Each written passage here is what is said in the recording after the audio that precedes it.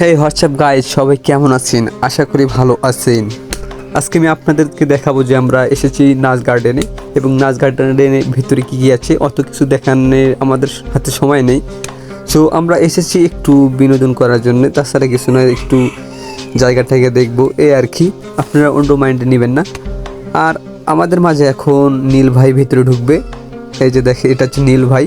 So যাই হোক, আমাদের সঙ্গে আরও আছে, এই যে দেখেন সোহেল ভাই, এবং পিছিয়ে আছে মিনার, আমার ফ্রেন্ড।